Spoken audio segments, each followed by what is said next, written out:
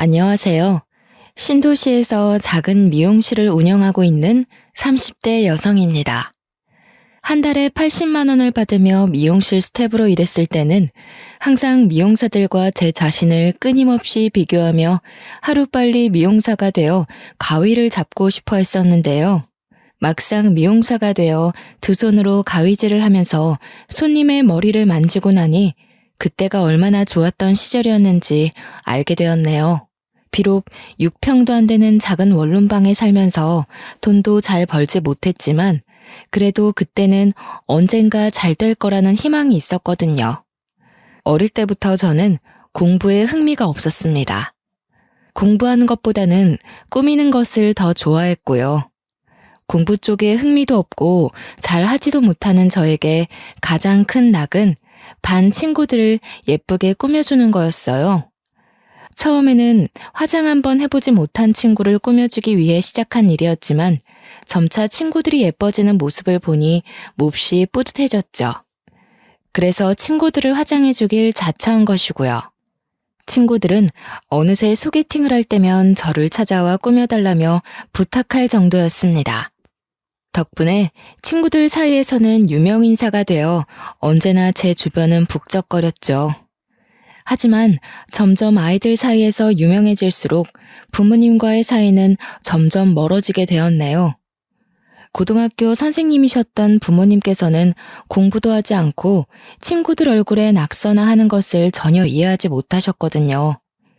담임 선생님과 아는 사이였던 부모님께서는 얼굴 들고 다니기가 창피하다며 가지고 있는 화장품을 전부 버리기까지 하셨습니다. 그런다고 해서 제가 마음을 고쳐먹고 공부에 전념하는 것도 아닌데 말이에요. 부모님과의 사이가 멀어질수록 곤욕을 겪는 것은 동생이었어요. 부모님께서는 모든 기대를 동생에게 걸기 시작했으니까요. 얼굴도 예쁘고 공부까지 잘하는 동생은 부모님의 자부심이자 성공시켜야만 하는 필연적 이유 같은 것이었죠. 부모님께서는 매일 과하다 싶을 정도로 동생에게 공부를 시키셨는데요. 동생은 공부하기가 싫어 펑펑 울다가도 부모님을 실망시키지 않기 위해 꾸역꾸역 참으며 공부를 했습니다. 동생에게 미안한 마음이 들었던 것은 그 때문이었던 것 같아요.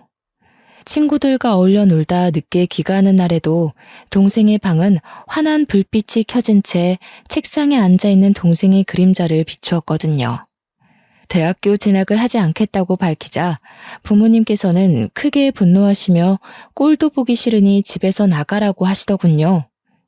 하지만 불행 중 다행인 것은 어찌되었든 고등학교를 졸업했다는 것이었습니다. 덕분에 아무 무리 없이 미용실 스텝으로 취업할 수 있었고요. 미용실 스텝으로 바닥에 널브러진 머리카락들을 쓸고 립스틱 자국이 묻은 컵을 닦을 동안 연년생이던 동생은 사범대학교에 입학을 했죠. 동생의 입학을 축하하기 위해 오랜만에 집을 찾자 아버지께서는 최근 근황을 물으셨는데요.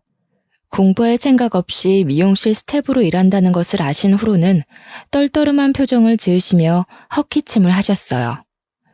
학교 다닐 때야 헛바람 들어서 그럴 수 있다고 쳐도 이제 사리 분별할 만큼 큰 애가 아직도 머리나 만지는 천박한 일이나 하고 있는 게 말이 된다고 생각하냐?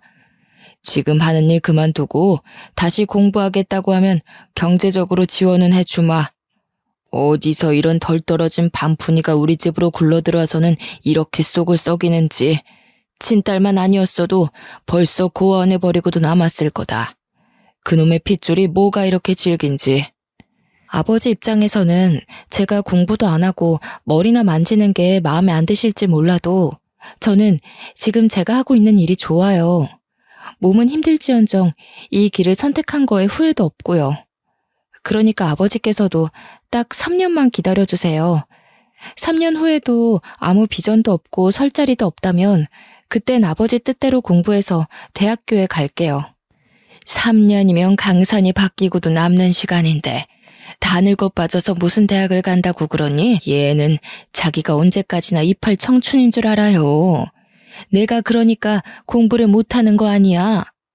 셀 줄 아는 숫자라고는 하나밖에 없으면서 언제까지 그렇게 잘난 척 할 거야? 만약에 네가 가위 들고 설치는 게 적성에 맞아서 계속 한다고 치자. 그럼 네가 좋다고 설치던 그 가위질 몇 년 할 수 있을 것 같니? 5년? 7년? 기껏해야 10년 간신히 일하고 몸은 몸대로 다 망가져서 시집도 못 가고 평생 혼자서 늙어가겠지.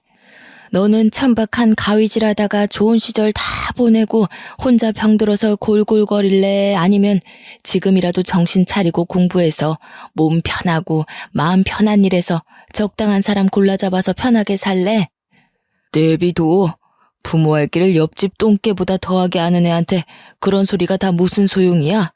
그냥 내쫓고 말지. 괜히 말만 하면 우리 입만 아파지니까 그냥 잠자코 있자고. 지도 겪어봐야 알지. 세상 돌아가는 게 얼마나 힘든지.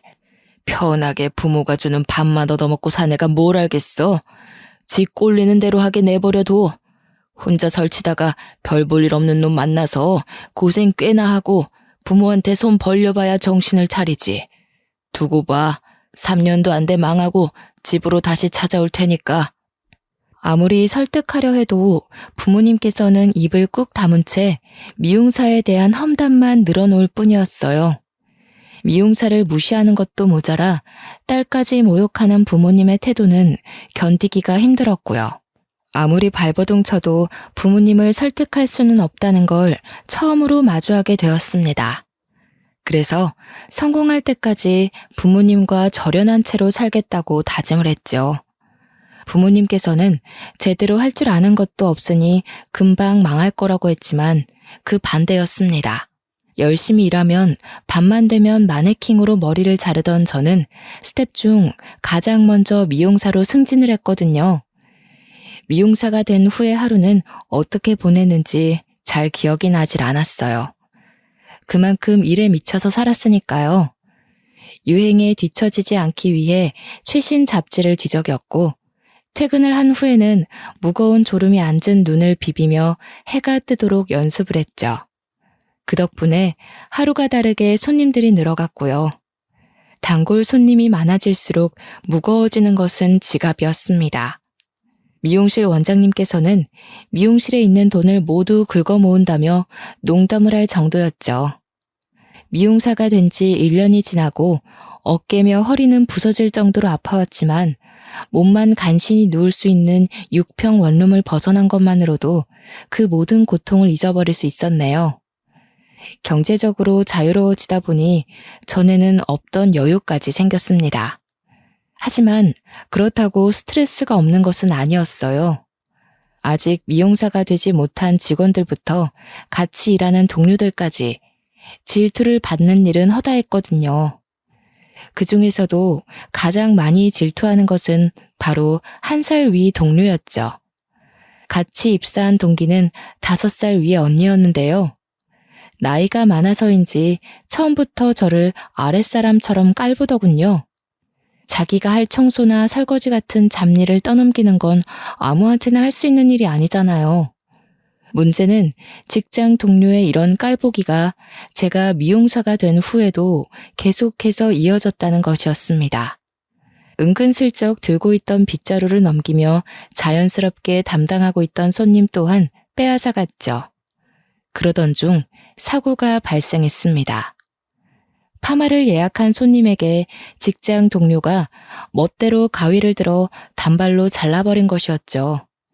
제일 중요한 일정인 결혼식을 앞두고 있던 손님은 길길이 날뛰며 직장 동료를 고소하겠다고 난리를 피웠는데요. 미용실 원장님까지 나와 사죄를 하고 머리가 다 자랄 때까지 붙임머리를 공짜로 해준다고 한 뒤에야 간신히 합의를 해줄 수 있었죠. 하지만 원장님께서 손님에게 석고대죄를 할 때에도 직장 동료는 자기가 무슨 잘못을 했는지 모르는 눈치였어요.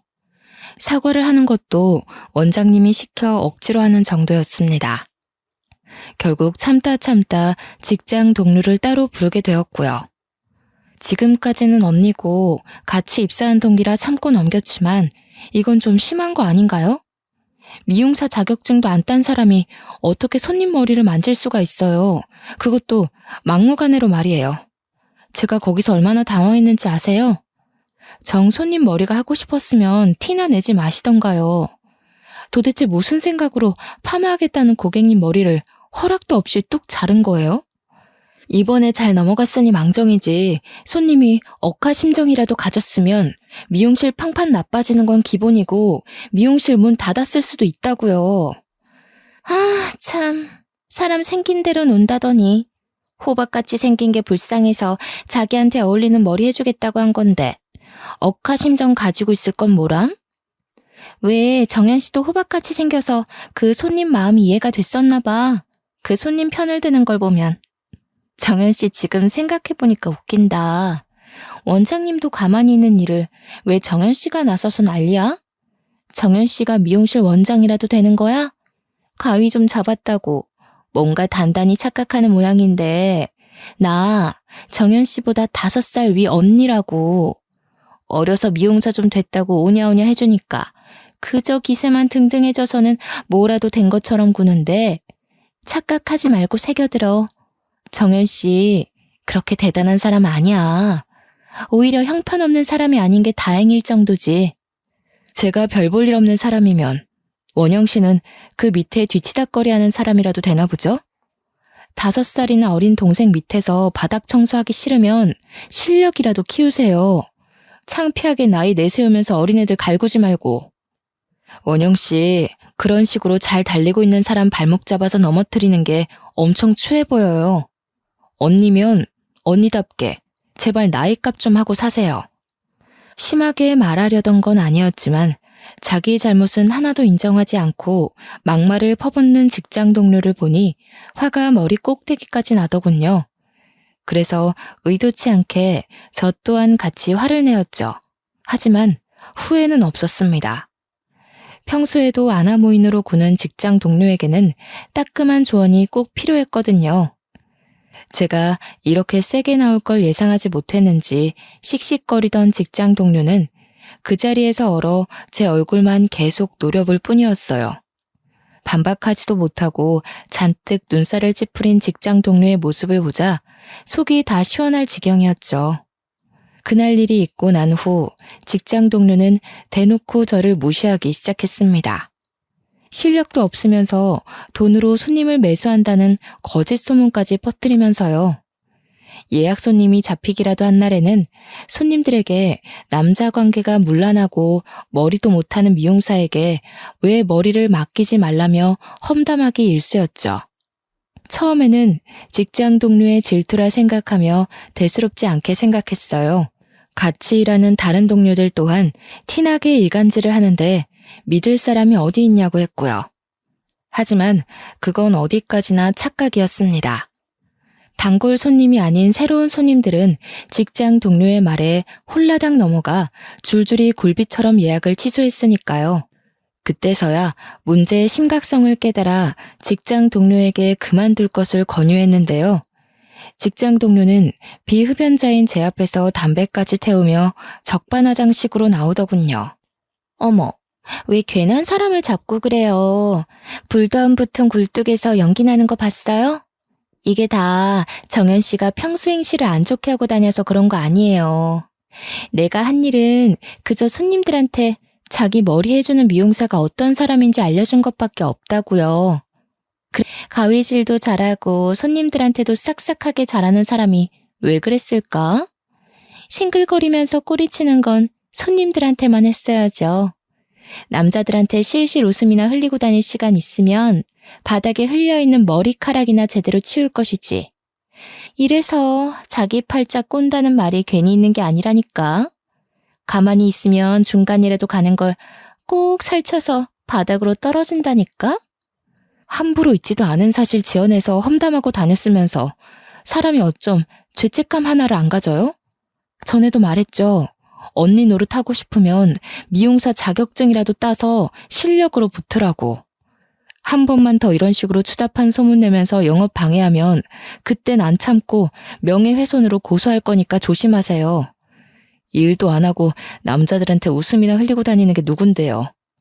원영 씨는 미용실 사람들이 바보인 줄 아세요? 원영 씨 나이도 있으니까 다른 미용실 취직하기도 어려운 거 알고 다 알아도 모른 척 눈 감아준 거라고요. 근데 이런 식으로 사람 편히 무시하고 계속해서 있지도 않은 사실 지어내서 영업 방해하면 그땐 안 참아요. 새파랗게 어린 게 눈깔이나 치켜뜨면서 뭐가 어쩌고 어째? 니까짓 게 안 참으면 뭐 어쩔 건데? 고소라도 하려고? 그래. 안 그래도 너 같은 거 눈에 가시 같아서 꼴도 보기 싫었는데 잘 됐네. 고소해. 나는 고소당하는 즉시 전단지 만들어서 동네방네 뿌리고 다니면서 얼굴도 못 들게 다니게 해줄 테니까. 온 동네에 소문나면 이제 정연 씨한테 머리는 누가 받으려나? 지금이야 원장님 단물 빼먹으면서 그나마 단골 손님 받으며 사는 건데 온 동네에 소문나고 오면 그때도 지금처럼 손님이 많을까? 아마 단물 빠진 껌처럼 바닥에 뱉어질걸? 그때가 되면 아무리 제기하려고 사람들 발바닥에 달라붙어도 찢겨서 나가기만 하겠지. 그것도 더러운 소문을 덕지덕지 붙이고 있는 껌을 주워가고 싶은 사람은 세상에 없을 테니까. 직장 동료는 그렇게 말하면서 앞으로 실장에게 꼬리치면 죽는다고 말을 했습니다. 혼자 발광하면서 날뛰는 직장 동료를 보니 미친 사람에게는 약도 없다는 말이 정말 가슴에 와닿더군요. 그래서 차라리 이렇게 입씨름할 바에는 명예훼손으로 고소하는 게 더 나을 것 같다는 생각을 했네요. 그 후 직장 동료는 투명인간 취급을 하면서 실장에게 눈에 띄게 들이댔어요. 실장은 직장 동료에게 딱 선을 그었지만 직장 동료는 정신을 못 차린 건지 아니면 머리에 나사 하나가 빠진 건지 계속해서 실장에게 들이댔죠. 실장에게는 결혼을 약속한 오래된 여자친구가 있는데도 말이에요. 결혼식을 준비 중이던 실장이 여자친구를 자랑할 때마다 직장 동료는 자기가 훨씬 낫다며 실장의 여자친구를 깎아내렸습니다. 그러면서 밥을 먹을 때도 실장이 옆에 딱 달라붙어 손수 반찬을 밥 위에 올려주는 등 평범한 사람이라면 하지도 못할 행동을 했죠. 직장 동료의 이런 행동에 불편해지는 건 미용실에서 일하는 사람들이었어요. 직장 동료는 별 대수롭지 않게 행동했지만 옆에서 지켜보는 저희는 조마조마하게 가슴을 졸였습니다. 직장 동료는 일에 지장이 있을 정도로 실장을 따라다녔거든요. 원장님은 직장 동료를 잘 타일러 실장에 대한 마음을 접게 하려 했지만 직장 동료의 행동은 나아지지가 않았어요. 갈수록 같이 일하던 미용사들의 불만은 점점 더 커져갔고요. 일이 이렇다 보니 미용실 원장 또한 하는 수 없이 직장 동료에게 해고 통보를 했네요. 그러자 직장 동료는 왜 자기를 해고하냐며 악다구니를 쓰기 시작했습니다. 잘못한 사람은 따로 있는데 내가 왜 일을 그만둬요? 잘못한 사람은 따로 있는데 왜 제가 회사를 나가야 되냐고요. 내가 이런 꼴 보려고 여기서 뼈 빠지게 일하면서 버틴 줄 아세요? 괜한 사람 남자 많다고 소문내고 손님 머리 망쳐서 미용실 평판 깎아먹고 잘못한 걸로만 따지면 우리 미용실에서 원영 씨 따라올 사람은 없는 것 같은데 일손도 부족하고 같이 일하던 정이 있어서 몇 번이고 잘못해도 넘어갔지만 이제는 못 그래. 남자에 미쳐서 여기저기 분탕질하면서 흙탕물 만드는 사람이랑은 상종하고 싶지도 않아. 미용실에서 나가면 제발 남 탓 좀 그만하고 자기 자신 좀 돌아봐. 자기가 얼마나 형편없고 이상한 사람인지 말이야. 사랑하는 게 나쁜 건 아니잖아요. 원장님도 저처럼 남자 꼬드겨서 지금 남편 만났을 거면서 왜 저한테만 이러세요? 분탕질이요? 그럼 여기 있는 직원들은 깨끗하다는 말씀이신 건가요? 사생활 다 해보세요. 여기서 깨끗한 사람이 어디 있나. 나 절대로 그냥은 못 나가요. 아니, 안 나가요. 다른 사람들 같으면 최소한 자기 사생활 문제 자기가 지킬 수 있는 선에서 끝내지. 원영 씨처럼 회사까지 추잡하게 끌고 오지 않아. 여기 있는 사람들 원영 씨 말대로 사생활 캐보면 떳떳한 사람 없을 수도 있어. 사랑이 죄도 아니고 말이야. 근데 이건 마음에 있는 사람이 미혼일 때 이야기지. 원영 씨 사랑만 중요하고 그 사람 배우자 행복은 쓰레기같이 하찮은 게 아니잖아. 나는 남의 가정 파탄 내면서까지 뻔뻔하게 얼굴 들고 다니는 사람이랑 같이 일하고 싶지 않아. 미안하지만 이제 우리 미용실에서 나가줬으면 좋겠어. 원장의 설명에도 직장 동료는 왜 자기가 미용실을 그만두어야 하냐며 억울해서라도 계속 미용실에 다닐 거라고 하더군요. 그러자 원장은 자꾸 이런 식이면 영업 방해로 경찰을 부를 거라고 말을 했습니다. 날뛰던 직장 동료도 경찰은 무서웠는지 잠잠해졌고요. 결국 직장 동료는 그날 이후 미용실에서 얼굴도 볼 수 없게 되었죠. 직장 동료가 사라진 미용실은 전과는 비교할 수 없을 만큼 화목했어요. 또한 열심히 일하며 직장 동료가 망쳐놓은 평판을 올리기 위해 노력했는데요. 원래부터 단골 손님들 사이에서 실력이 있기로 유명했기 때문에 평판을 회복하는 건 그리 어려운 일이 아니었네요. 그렇게 계절이 변하는지도 모를 만큼 바쁜 나날을 보내던 중 시큰하기만 했던 손목의 통증은 팔 자체를 들 수 없을 만큼 심해졌어요. 병원에 가자는 의사는 인대에 너무 무리가 가서 그런 거라고 했습니다. 휴식을 취하지 않는다면 나중에는 아예 손목 자체를 못 쓸 수도 있다고 말을 했고요. 사정을 알게 된 원장은 한 달 정도 무급 휴가를 주었어요. 하지만 저는 한 달 휴가가 아닌 긴 휴식이 필요했죠. 지금까지는 안대가 씌워진 경주마처럼 열심히 달리기만 했거든요. 그래서 미용실을 그만두기로 결심을 하게 되었는데요.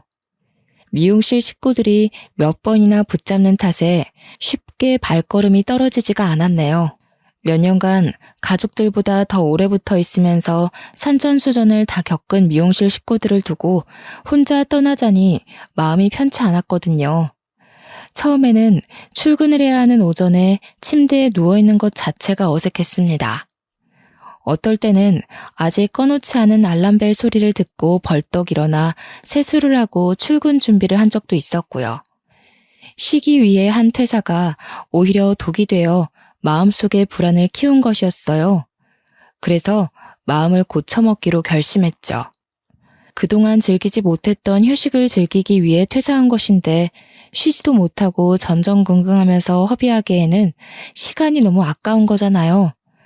그래서 억지로라도 가벼운 옷을 입고 동네 산책로를 돌기도 하고 점심을 먹을 오후에 일어나기도 하면서 여유로운 생활을 하기 위해 노력했습니다.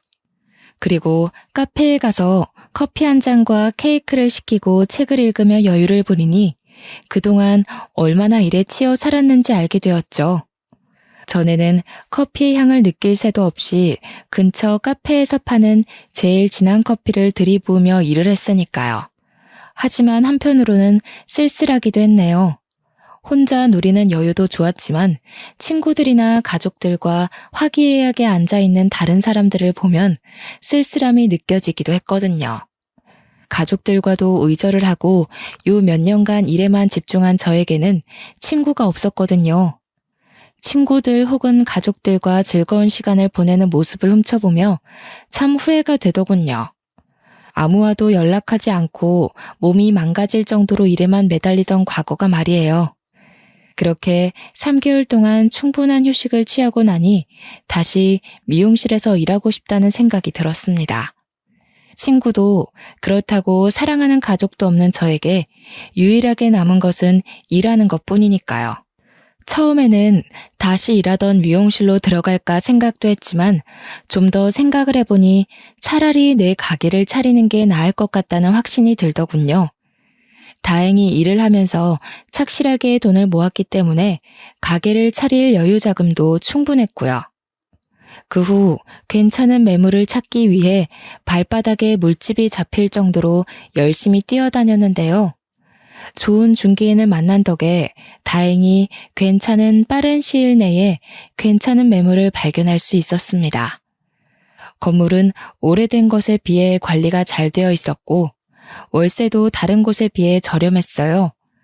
바로 계약을 할 정도로 건물의 내부 또한 깔끔하게 정리가 되어 있었고요. 계약서를 작성한 후 모든 신경은 미용실에 가 있었어요. 틈만 나면 인테리어 잡지와 인테리어 홈페이지를 수시로 들락날락거리며 어떻게 상가를 꾸밀까 고민을 하게 되었죠. 하지만 업체에서 원하는 방향의 인테리어를 요구하기에는 정해진 예산은 적었습니다.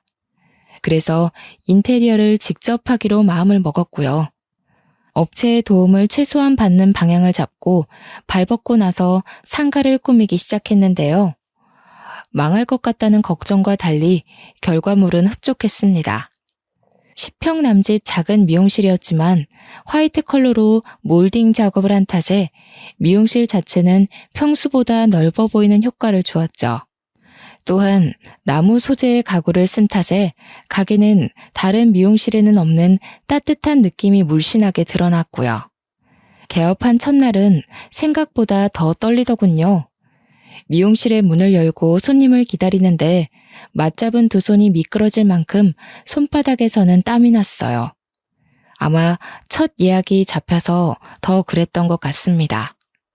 미용실에서는 눈 감고도 할 수 있을 정도로 쉬웠던 예약이었지만 막상 내 가게에서 잡는 예약이라서 그런지 처음 미용을 했을 때만큼 심장이 떨려왔어요.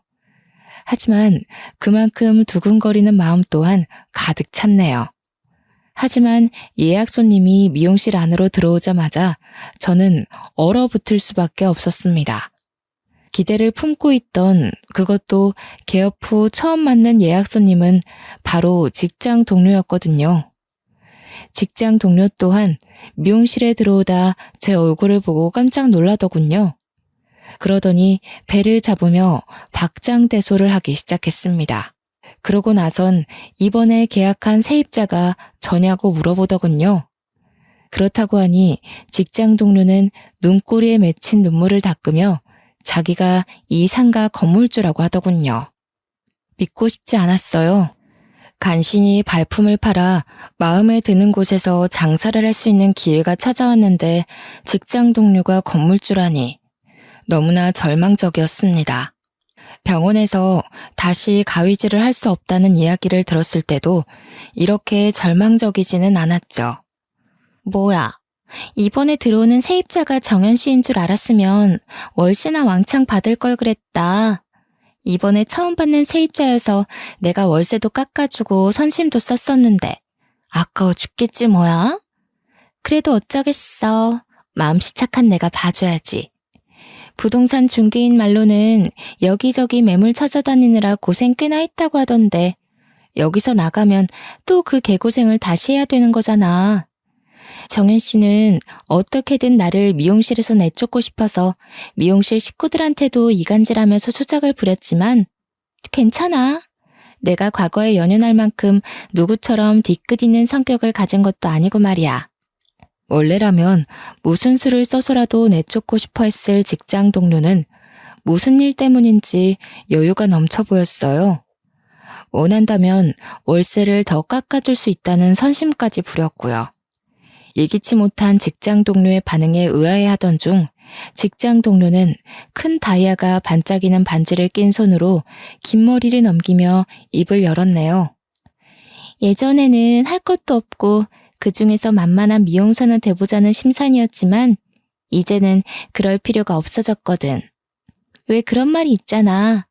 여자는 남편만 잘 만나도 팔자 피는 거라는.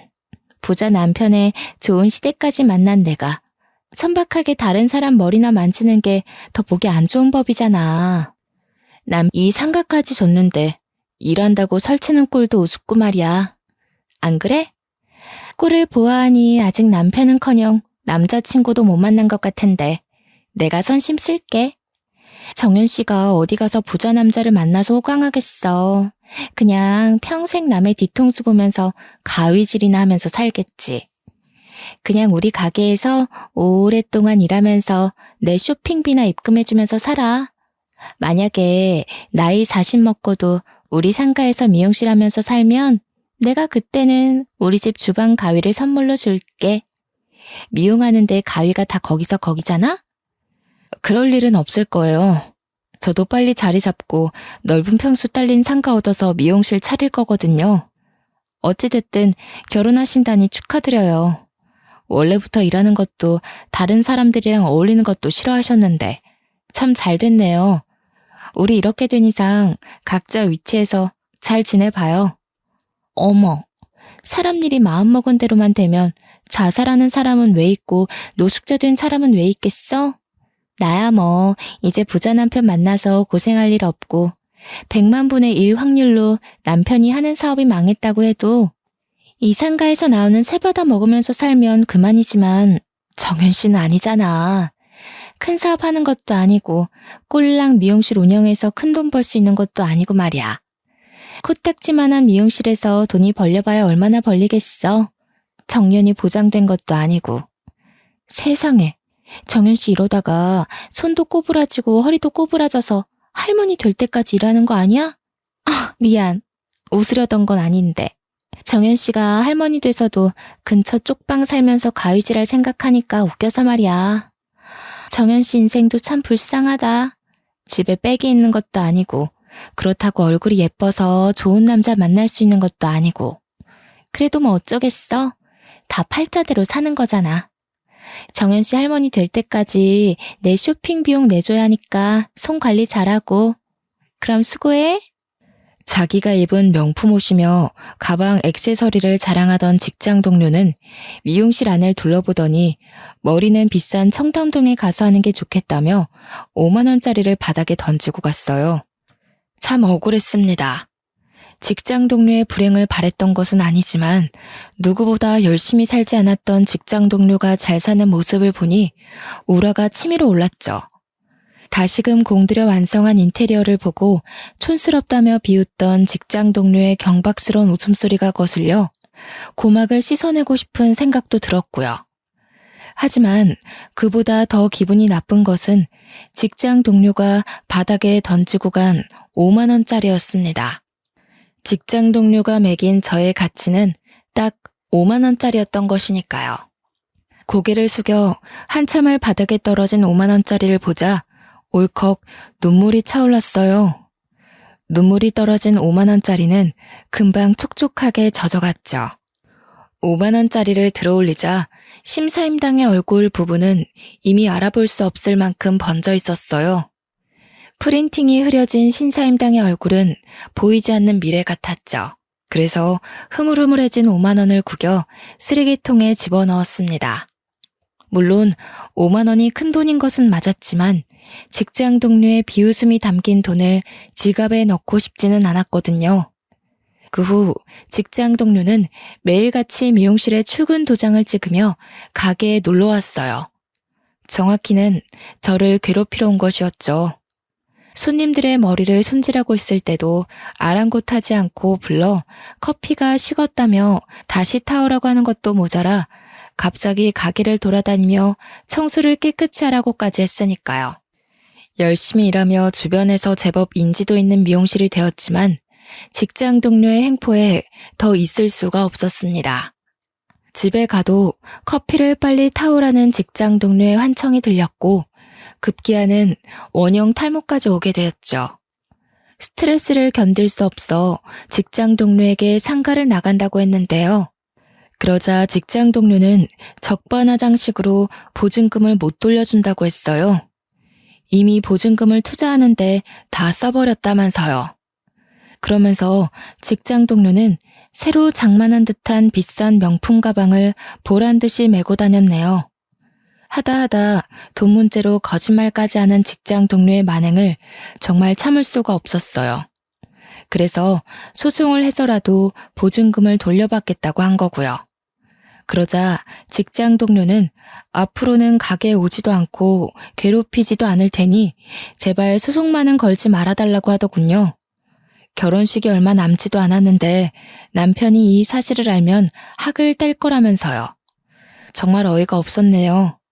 사람을 궁지에 몰아넣어 괴롭힐 때는 언제고 자기가 조금이라도 불리해지자 바로 불쌍한 척을 하다뇨.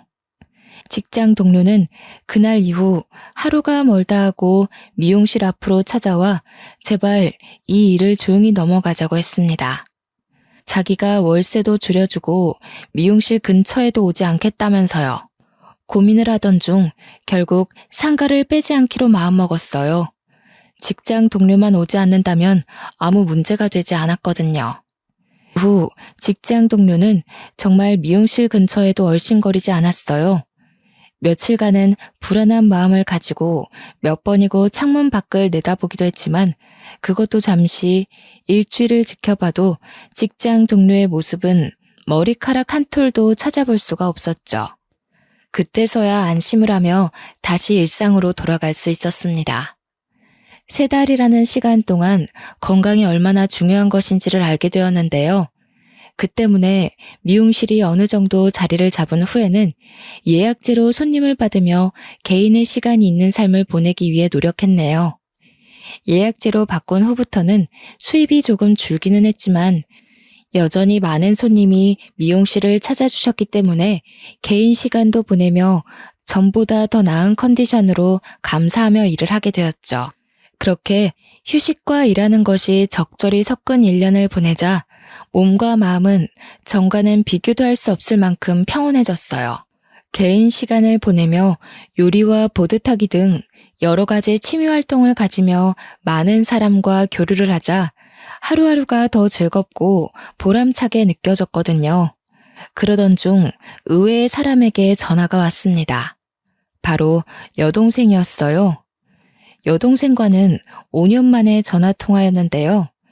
여동생은 근황을 물으며 미용실을 열었다고 하자 축하한다며 자신이 미용실로 온다고 하더군요. 6년 만에 만난 여동생은 저만큼이나 많은 것이 바뀌어 있었어요. 부모님으로 인해 긴 검정머리만 고집하던 동생의 머리는 밝은 다갈색으로 염색되어 산뜻한 웨이브 손질이 되어 있었죠. 잘 꾸며진 미용실을 보며 여동생은 제가 이만큼 성공할 줄 몰랐다고 감탄을 했습니다. 여동생이 그렇게 말해주니 기분이 좋더라고요. 처음으로 가족에게 인정을 받은 것이잖아요. 임용고시는 어떻게 되고 있냐고 묻자 동생은 커피보다 더 쓴 미소를 지으며 임용고시를 그만두었다고 했습니다. 공부밖에 모르며 어렸을 때부터 선생님의 길을 가려던 동생이 임용고시를 준비하지 않다니 깜짝 놀랄 수밖에 없었어요. 동생은 티스푼으로 김이 나는 커피를 저으며 선생님에 대한 기대감이 너무 큰 탓이었는지 아니면 소심한 자신의 성격 때문이었는지 실습을 통해 자신이 얼마나 선생님이란 직업을 맞지 않는 사람인지 알게 되었다고 말을 했네요. 그렇게 말하는 동생의 모습은 어딘지 모르게 텅 비어있는 듯 했어요. 그럴 만도 했습니다. 동생은 10몇 년이라는 긴 시간 동안 선생님이란 직업을 향해 달려갔으니까요. 오랜 시간 쌓아온 꿈이 없어진 현실에서 사는 동생이 어떤 슬픔을 느끼고 있을지 상상도 할 수 없었습니다. 동생은 너무 불쌍하게 보지 말라며 좋은 사람을 만나 꼭 결혼한다고 하더군요. 듣던 중 반가운 소리에 저는 안도의 한숨을 내쉬었고요. 핸드백에서 청첩장을 꺼내 넘겨주며 동생은 이제 그만 본가에 들어오는 것이 어떠냐고 했습니다. 부모님도 지난날 자신의 실수를 후회하고 있다면서요. 집에서 부모님이 기다린다는 소리를 듣자 온몸에 찡한 진동이 느껴지는 듯 했네요. 부모님께서 그렇게 저를 기다리시는 줄 몰랐으니까요. 동생과 함께 찾아뵌 부모님은 예전의 모습이 희미해진 정도로 많이 노쇠한 모습이셨습니다. 부모님은 그동안 자신들이 어리석어 귀한 딸을 냉대했다며 사과를 하셨는데요. 그 말을 들으니 알 수 있었습니다. 저는 지금까지 부모님을 미워한 것이 아니라 부모님을 너무 사랑해 인정받고 싶어 했다는 걸요. 그렇게 우리 가족은 그동안 같이 하지 못한 시간을 붙잡기 위해 참 많이도 함께하게 되었네요. 부모님과 이렇게 오랜 시간 대화를 나누며 같이 있는 것이 처음이라 어색했지만 그래도 기분은 좋았어요. 부모님과 시간을 보낸 후에는 다 같이 동생의 상견례에도 참석을 하게 되었죠. 직접 뵌 동생의 시부모님과 매제는 참 좋은 사람이었어요. 가진 것이 많을수록 사람이 오만해지기 망정인데 사업으로 많은 것을 가지신 동생의 시부모님과 매제에게는 오만함 같은 것은 눈 씻고 찾아봐도 보이지 않았죠. 오히려 귀한 딸을 시집 보내주어 감사하다며 겸손한 모습을 보일 정도셨습니다. 어른들은 예의 바르고 참하게 생긴 여동생을 마음에 들어 하셨어요. 매제 또한 동생을 응시하는 눈빛을 통해 얼마나 동생을 사랑하는지 알게 되었고요. 행복해하는 여동생을 보며 저는 그저 여동생이 행복하게만 살면 좋겠다는 생각을 하게 되었습니다. 상견례를 마치고 나오는데 부모님께서는 결혼할 때가 되지 않았냐며 저에게도 선볼 것을 권유하셨는데요. 결혼은커녕 연애도 생각해보지 않은 턱에 당황스러웠죠. 하지만 양쪽 집에서 사랑받는 동생의 모습을 보니 좋은 사람이 생긴다면 결혼을 하는 것도 나쁘지 않겠다는 생각이 들게 되었습니다. 그 후 부모님의 소개로 선을 보게 되었죠. 선자리에 나온 남자는 회계사로 미적 감각이라고는 하나도 없는 자신과는 다르게 남의 머리를 예쁘게 다듬어주는 미용사가 대단하다며 저를 칭찬해 주었어요. 꾸미지 않는 제 모습을 인정해주는 그 남자에게 참 마음이 가더군요. 그래서 몇 번 더 만난 후 정식으로 연애를 시작하게 되었죠. 제대로 된 연애는 처음이었기에 모든 게 설레고 신기했습니다. 남들은 비웃을지 모르지만 남자와 다정하게 손을 잡고 한강에 산책을 가고 챙겨온 도시락을 먹는 것만으로도 너무나 행복했죠. 남자는 제가 입 주변에 음식을 묻히고 먹을 때면 챙겨온 물티슈로 립스틱이 지워지지 않도록 조심스레 입가를 닦아주는 다정하고 꼼꼼한 사람이었어요. 그런 남자가 있었기에 더 열심히 일을 할 수 있었죠. 남자와 밤에 있을 데이트를 생각하며 열심히 일을 하고 있을 때였어요. 직장 동료는 아무런 예고도 없이 쳐들어오며 미용실을 쭉 둘러보았어요. 영업시간이 끝났으니 그만 나가달라고 하자 직장 동료는 건물주에게 어디서 명령이냐며 갑질을 하기 시작했죠. 그러더니 갑자기 다음 달 안으로 가게를 정리하라고 하더군요. 아직 계약 기간이 5개월이나 남아있는데 가게를 정리하라니 그저 당황스러울 뿐이었습니다. 아무런 언지도 없다가 갑자기 다음 달까지 가게를 빼라뇨. 다음 달 예약까지 꽉 차 있는 상태인데 그럼 예약한 손님들은 어쩌라고요. 다음 달까지는 무리예요. 3개월 정도 시간을 주시면 그동안 가게도 알아보고 손님들도 정리할 테니까 그때까지만 기다려주세요. 아직도 내가 정현 씨 밑에서 허드렛 일이나 하던 스텝으로 보여? 어디서 명령이야. 건물주가 나가라면 군말 없이 나가는 거지. 가만 보면 정현 씨는 어린 사람이 어떻게 이렇게 경우도 없고 상도덕도 모르는 걸까? 사람들이 다 오냐오냐 해줘서 머리에 개념이라는 상식이 없는 건가? 그럼 5살 언니인 내가 톡톡히 알려줄 테니까 잘 박아 넣어. 정현 씨, 돈 없어서 남의 건물에서 장사를 하는 사람은 말이야. 절대적으로 건물주 말을 따라야 돼. 그게 세상의 이치자 진리거든. 지금까지는 돈도 없고 팔자도 없는 정현 씨가 안쓰러워서 봐준 거지만 이제는 안 되겠어. 친구가 그러더라고. 잘 맞지도 않은 사람 동정심 때문에 끼고 돌면 들어올 사람도 안 들어오고 건물도 재수 없어진다고. 곰곰이 생각해보니까 친구 말이 맞지 뭐야? 정현 씨가 이 건물에 들어온 1년 사이 다른 가게들은 줄줄이 폐업하면서 장사가 하나도 안 됐거든. 내가 아무리 정이 넘치는 사람이라지만 도움도 안 되고 내 돈이나 까먹는 사람을 옆에 둘 필요가 없잖아. 안 그래? 다른 가게들이 장사가 안 되는 게 왜 저 때문인지 전혀 이해가 가질 않는데요. 앞에 있던 백반집은 계속해서 상한 식재료로 만든 음식 손님들한테 내놓다가 걸려서 망한 거잖아요. 옆에 있던 카페는 사정이 말도 안 되는 가격으로 커피를 팔아서 얼마 가지도 않아서 문을 닫은 거고요.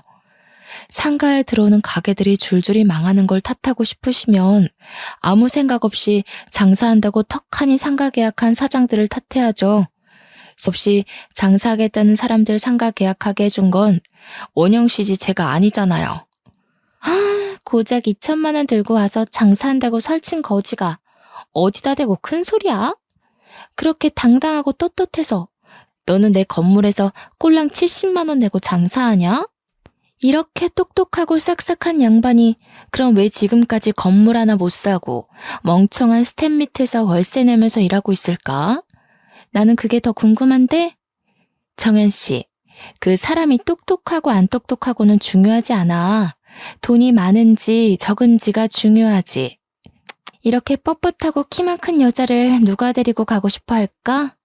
남자들은 나처럼 아담하고 백침 있는 여자를 좋아하는데 말이야. 정연 씨는 이미 남자 만나기는 글러먹은 것 같은데? 직장 동료는 자신 같은 스타일이 인기가 많다며 고독사하지만 않으면 다행이라고 비꼬았습니다. 그 말을 들으니 내려져 있던 손에는 있는 힘껏 주먹이 쥐어졌죠. 홧김에 만나는 사람이 있다고 하자 직장 동료는 비웃음으로 입꼬리를 한껏 올린 후 눈동자를 아래 위로 굴리기 시작했어요. 정연 씨, 혹시나 걱정돼서 하는 말인데 인터넷으로 만나서 채팅이나 하고 전화나 하면서 연애한다고 큰 소리 치는 건 아니지? 나는 진짜 정연 씨가 걱정돼서 그래. 왜 사람이 너무 일만 해서 미치면 헛것도 보고 머리가 돌아서 이상해진다고 하잖아. 정연 씨도 그러지 않을까 해서. 매일 사람 정수리나 보면서 머리나 감기고 가위질이나 하는데 정신이 온전할 리가 있겠어? 그게 아니고 진짜로 남자를 만나서 연애를 한다고 해도 조심해야 돼. 어디 멀쩡한 놈이 정연 씨 만나려고 하겠어? 다 벼룩에 간 빼먹듯이 정연 씨 몇 푼 되지도 않는 돈 빼먹으려고 할걸? 그리고 내 눈에 안 띄게 조심해. 멀대같이 키만 크고 멋도 없는 정연 씨만 보다가 나 보면 반할지도 모르잖아. 직장 동료는 남자친구가 자기한테 반해서 따라다니지 않게 조심하라고 하더군요. 멀쩡한 애인을 바람둥이 취급하는 직장 동료의 반응은 정말 참을 수가 없었습니다. 그래서 당장 미용실을 빼고 나간다고 말을 했고요. 홧김에 미용실을 정리한다고는 했지만 걱정이 이만저만이 아니었어요. 하루에도 12번 부동산을 들락날락거려도 괜찮은 매물은 보이지 않았거든요. 부모님께 상의를 하자 부모님께서는 매제에게 고민을 털어놓으셨어요. 그러자 매제는 자기네 건물을 들어오라며 말을 했고요. 마침 신도시에 분양받은 상가 한 곳이 비었는데 잘 됐다면서요. 매제는 월세도 대폭 깎아주며 상가를 편하게 이용하라고 했습니다. 매제 덕분에 좋은 상가를 싼 가격에 들어갈 수 있게 되어 다행이라고 생각을 했죠. 갈 곳이 정해진 후 빠르게 가게를 정리했어요. 그리고 가게 정리가 다 끝나갈 때쯤 직장 동료는 어떤 남자와 팔짱을 끼고 가게 안으로 들어왔죠. 자세히 보니 그 남자는 전 미용실 실장이었어요. 깜짝 놀라하자 직장 동료는 실장을 자기야라고 부르더군요. 눈이 마주치자 실장 또한 놀랐는지 얼음이 되었는데요.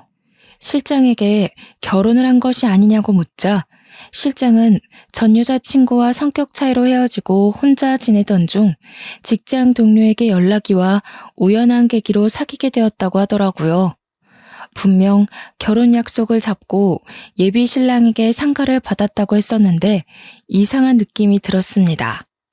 하지만 이미 가게로 정리하고 나가는 마당에 괜한 싸움을 하고 싶지 않아 말을 아꼈죠. 멀리서 봐도 한숨만 푹푹 쉬던데 들어갈 상가는 구했고? 그것도 아니면 반지 합방 개조해서 미용실로 쓸려나? 여름에 좋기는 하겠다. 더운데 햇빛도 안 들어오고 습해서 시원할 거 아니야. 손님들이야 뭐 잘 안 들어올 수도 있겠지만 그런 게 뭐가 중요하겠어. 손님들이야 새로 구하면 되지. 바퀴벌레는 벌레들 중에서도 제일 똑똑하다고 하더라. 이참에 바퀴벌레 미용실이나 한번 해보는 게 어때? 지금 정연 씨 처지에는 딱일 것 같은데. 할 말 못할 말 필터 없이 내뱉는 주둥이 미용은 가능할 것 같아요. 걱정해 주시는 건 고마운데요. 이제 제 걱정하지 마시고 잘 사세요. 저도 신도시에 좋은 상가 자리가 나서 거기서 미용실 새로 오픈하기로 했거든요. 어머, 그거 길게 가봐야 알지. 혹시 알아? 금방 장사하기도 전에 망해서 또 빈 상가 될지. 그 건물주한테 정연 씨 들어오기 전에 상가에 소금이라도 한 바가지 뿌리라고 해. 그렇게라도 액땜을 해야 되지 않겠어? 워낙 재수없는 사람인데 서로 조심하면 좋잖아. 직장 동료는 여전히 안이 꼽게 대했지만 모든 걸 무시했네요. 이미 끝난 마당에 더 난리쳐봐야 서로 좋을 게 없잖아요. 더군다나 더 좋은 곳으로 상가를 이전하게 되었으니 더 잘된 일이라고 생각을 했고요. 매제의 상가로 이사를 간 후에는 정말 좋은 일만 가득하기를 빌고 또 빌었어요. 그리고 새로 모든 걸 시작하다 보니 처음 몇 달간은 예약제가 아닌 일반 미용실처럼 운영을 하며 미용실이 만석이 될 때까지 사람을 받았죠. 다행히 새로 이사한 상가에서는 좋은 일만 일어났습니다. 그동안의 힘든 일에 대한 보상받기라도 한 것 같죠. 미용실의 장사는 전에 일하던 것에 3배가 넘는 수익이 나왔고 잘 만나던 남자친구는 프로포즈를 해왔어요. 물론 둘 다 조금 더 결혼 자금을 모아야 했기 때문에 당장 결혼을 할 수는 없었지만 둘 다 똑같은 곳을 보고 열심히 달려가고 있다는 것만으로도 안심이 되었고 행복했죠. 그리고 동생과도 더 돈독한 사이가 되었습니다. 바로 옆 상가에서 커피숍을 차린 여동생은 틈만 나면 커피와 케이크를 들고 저희 가게에 놀러 왔거든요. 그렇게 행복한 몇 달이 지나고 여동생의 결혼식 당일이 되었는데요. 잡혀있는 예약을 취소하고 아침 일찍부터 동생을 따라 결혼식장에 가려고 했지만 동생은 일찍 와봤자 할 것도 없다며 그냥 예식 시간에 딱 맞게 오라고 하더군요. 여동생의 완강한 거부로 계약 한 건을 받게 되었죠. 예약된 손님을 받고 나가려고 하는데 저의 가게 앞에는 직장 동료가 와 있었습니다. 정말 질긴 인연이었어요. 직장 동료는 알게 모르게 거머리처럼 끈끈하게 달라붙어 엉켜왔으니까요. 직장 동료는 하도 SNS에 머리를 잘한다고 광고가 떠와 봤더니 또 너냐며 질린다는 표정으로 저를 쳐다보았어요. 여동생의 결혼식인 만큼 싸우기 싫었던 저는 시비 걸 거면 그냥 가라고 말을 했죠. 그러자 직장 동료는 중요한 일이 있으니 쓸데없는 소리 하지 말고 머리 손질이나 하라고 하더군요. 하는 수 없이 직장 동료가 원하는 스타일로 머리 손질을 하고 있을 때였어요. 직장 동료는 자기가 오늘 어디 가는지 아냐며 묻지도 않은 말을 하기 시작했죠. 오늘 내가 급한 약속만 없었으면 다른 미용실에 가서 머리를 하는 건데 정연 씨는 좋겠네. 내가 약속을 잡을 덕분에 머리도 하고 돈도 벌게 됐잖아. 그놈의 결혼식이 뭐길래 이렇게 사람 피를 말리는지.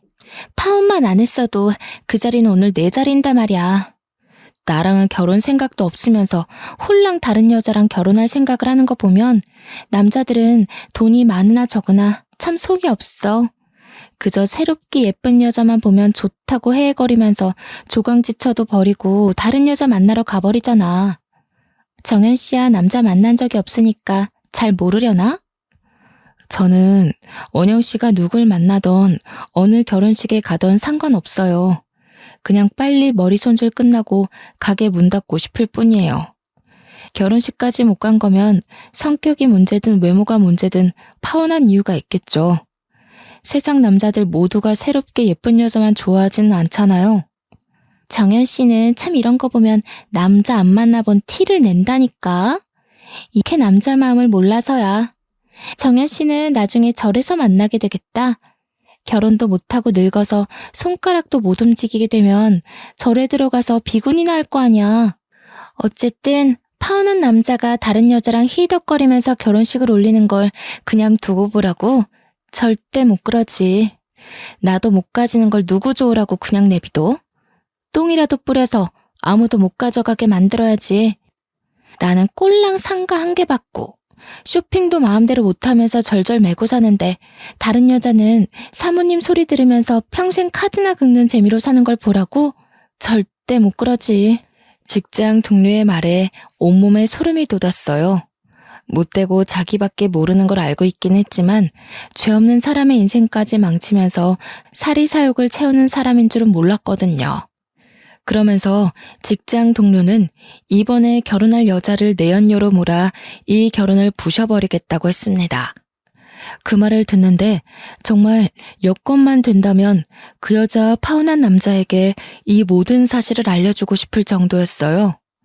그렇게 직장 동료의 말을 흘려들으며 무심코 쇼핑백을 보았을 때였어요.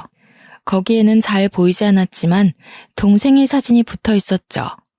환하게 웃고 있는 동생 사진 옆에는 빨간색으로 천하의 제일 가는 내연녀라고 적혀 있기도 했고요.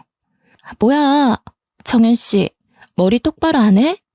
비싼 돈까지 주면서 1시간이나 걸려서 여기까지 왔는데 내가 정연 씨한테 이런 거지 같은 대우 받으면서 머리 손질을 받아야 돼? 어디야 한눈이 팔려서 머리 하나 제대로 못하는 거야. 돈 받기 싫어? 굼뜨게 그러고 있지 말고 빨리 머리나 잘 다듬어. 흐트러지기라도 하면 알아서 해. 그대로 가게 리뷰에 테러해 줄 테니까. 그나저나 그 여자 인생을 어떻게 조져야 유통기한 지난 음식처럼 아무도 안 데려가려나? 두고 봐. 무슨 수를 써서라도 전국 방방 곳곳으로 얼굴도 못 들고 다니게 만들어줄 테니까. 아마 얼굴 들고 다니려면 전신 성형이라도 해야 할걸? 직장 동료의 말도 안 되는 행동에 저도 모르는 사이 어금니를 꽉 깨물게 되었어요. 아무 죄도 없는 동생을 희대의 내연녀로 만들다니. 절대로 있을 수 없는 일이었죠. 이성을 유지하려고 했지만 직장 동료는 계속해서 동생을 어떻게 만들지 떠들어댔고 결국 화를 참을 수 없던 저는 가위 대신 바리깡을 들고 직장 동료의 뒷머리를 밀어버렸네요. 직장 동료는 어깨 밑으로 후드득 떨어지는 자신의 머리카락을 보며 고함에 가까운 비명을 지르며 그 자리에서 펄쩍 뛰기 시작했습니다. 그래서 저 또한 소리쳤죠. 니까짓 게 뭔데 우리 동생 결혼식을 망치냐라고 하면서요. 그랬더니 직장 동료는 자기 의사에 상관없이 머리를 망친 죄로 고소를 하겠다고 하더군요. 저 또한 가만히 있을 수 없었습니다. 결혼식 앞둔 손님 머리 가위로 댕강 잘라버린 게 누군데 이제 와서 고소한다는 말 같지도 않은 소리를 해댈까? 나도 잘 어울릴 것 같아서 일부러 바리깡으로 뒷머리에 고속도로 길 내준 건데 왜? 직접 당하니까 기분이 더러워? 너같이 할 줄 아는 거라고는 아무것도 없으면서 그저 남 잘 되는 꼴은 배 아파서 못 보는 사람한테는 바리깡도 아까워. 네가 뭐가 그렇게 잘나서 내 동생 결혼식을 망치는데? 어떤 거지 같은 여자가 내 남자친구 꼬드겨서 데리고 가나 했더니 네 동생이었어? 이래서 피는 못 속인다고 하나 봐. 재수없는 것까지 똑같잖아. 동생년이 남의 남자 뺏어갔으면 바닥에 엎어져서 싹싹 빌어도 모자랄 판에 뭐? 바리깡도 아까워? 내가 너희 남매 가만둘 것 같아? 아주 싹 다 묶어서 희대 쌍년으로 만들어줄 테니까 딱 기다려. 나랑 우리 동생이 쓰레기면 너는 분리수거도 안 되는 오염물질이게? 남의 남자 뺏고 싶어서 안 달래면서 대도 안 되는 여우짓 하는 건 그쪽 전매 특허 아니었나? 머리가 나쁘면 눈치라도 있어야지. 그저 욕심만 많아가지고. 누구는 뭐 사람 하나 등신 만들 줄 몰라서 가만히 있었던 것 같아? 누가 먼저 한국에서 얼굴 들고 못 다닐지 어디 지금 한번 보자고. 씩씩거리던 직장 동료는 급기야 카트 위에 있던 가위를 들고 달려들기 시작했습니다. 다행히 달려드는 직장 동료를 밀쳐 크게 다치지는 않았지만 아침부터 공들여 손질한 긴 머리는 싸움을 증명하기라도 하듯 덜렁 잘려나가 있었어요. 그것도 한쪽만 말이에요. 웨이브진 머리는 어깨를 타고 흘러 바닥에 떨어졌죠. 잘린 머리카락을 본 후 당장 핸드폰을 들어 매제에게 전화를 걸었죠. 다행히 매제는 바로 전화를 받더군요. 어떻게 살았기에 예의도 모르는 몰상식한 여자랑 결혼하려던 사실을 숨기고 귀한 우리 동생이랑 결혼하려고 할 수 있냐며 소리치자 바닥에 주저앉은 직장 동료의 안색은 삽시간으로 퍼렇게 질렸습니다. 제가 매제에게 전화를 걸 줄은 꿈에도 몰랐던 거죠. 그러자 매제는 정말 죄송하다며 일단 직장 동료를 바꿔달라고 했습니다.